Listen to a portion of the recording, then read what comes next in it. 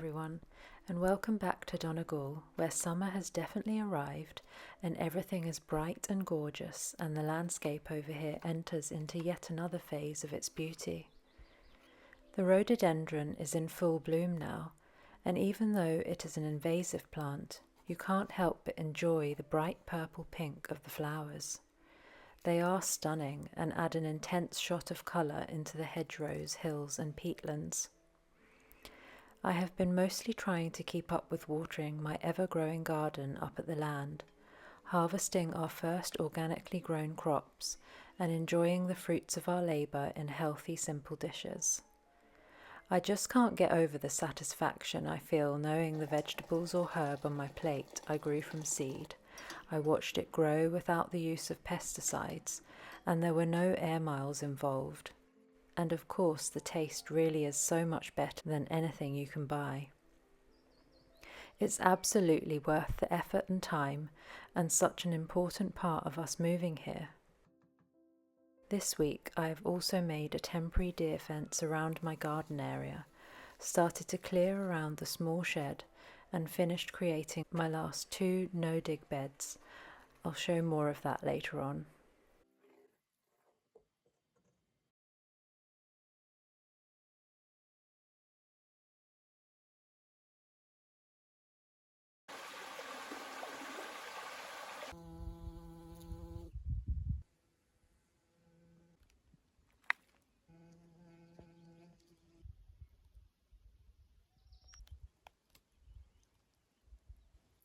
It's still so hot up here. I've just come up to the land. I think it's around 6 p.m. and it's just so quiet and still. There's just a really gentle breeze at the moment. It's really nice. I've just come up to inspect my little garden. It needs watering every day, and all I have is my 2 watering cans and an IBC tank, which is rapidly emptying. It takes me maybe about 5-6 trips down to the caravan house area with my 2 watering cans at 14 litres each. They're pretty heavy both together, but at least 2 of them, they balance you. And I now have 4 beds, 1 ornamental, which was probably silly to do really.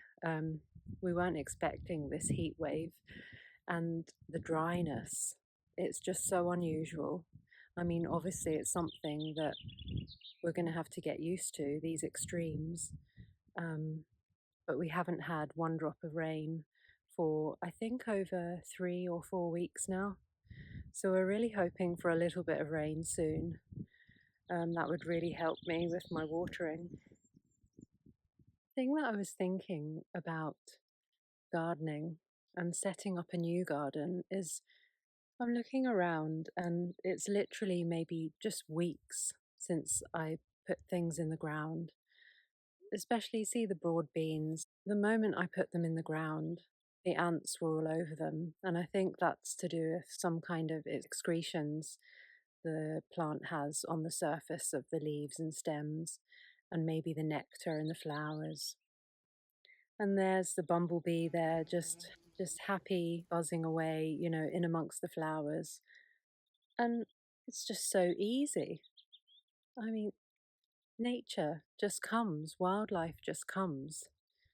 The moment you put a flower or some kind of plant in the ground, nature does it all for you.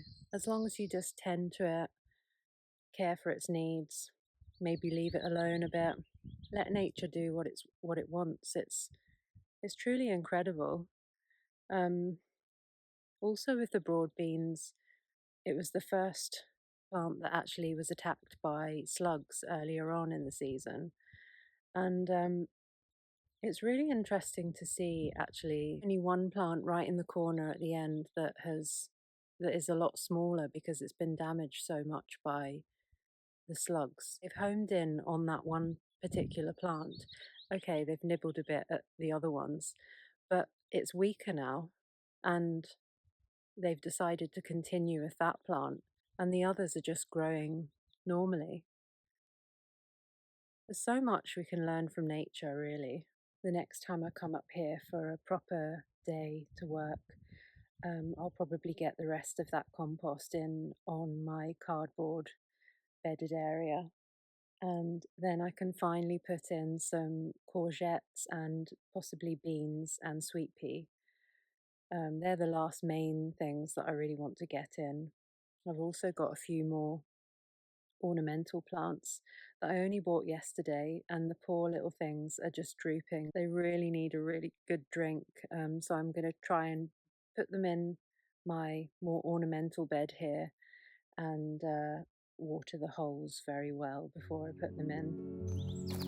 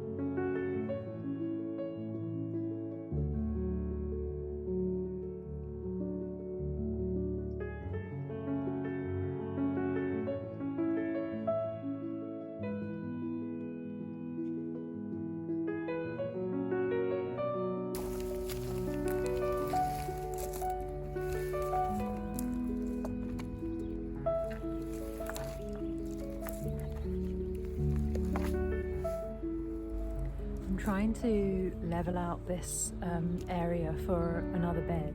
There's quite a few holy areas in the ground where the mulcher came along, and also a guy with a digger came, so there's a few sort of track marks in the ground here. And then some of the peaty layer has been sort of thrown over to other areas. So I'm just trying to get some of those peaty masses filling back in the holes before I put my cardboard layer on top, ready for then a layer of compost. Otherwise, obviously, the compost I put on top will just sink right down and it will be really uneven. So just doing that first. Every little bit of earth that I move, there are thousands and thousands of midges, what we call midges over here. They're really tiny little flying insects that just bite and nip you. I'm currently slathered in a deterrent, a spray, which is helping, but sometimes they fly in your eyes and it's really, really annoying. And they love this kind of weather when it's just sort of humid. It's not raining and it's not really sunny, it's just a bit humid. So yeah, we're all completely slathered on, and I have a hat with a net in my pocket just in case we get bad swarms. I am quite impressed with the no-dig beds I've created these last couple of months. It's such an easy and quick way to structure a new space into a garden. I was a bit lost initially with all the space up here and the sea of sticks left over from the flailing machine that took down all the rhododendron that was growing up here. Laying the cardboard and using long lengths of timber give a good outline to where you want your garden beds to be placed, and you can easily move them before you lay the compost on top. In my case, it was the best way to create raised and level garden beds, as the ground was all bumpy with old roots and various weeds and plants which I just couldn't have removed and levelled by hand. It would have taken me months of back-breaking work, and I would have lost out on a garden this year. But things are now growing at a steady rate, and in time I'm sure the soil will improve with annual additions of compost.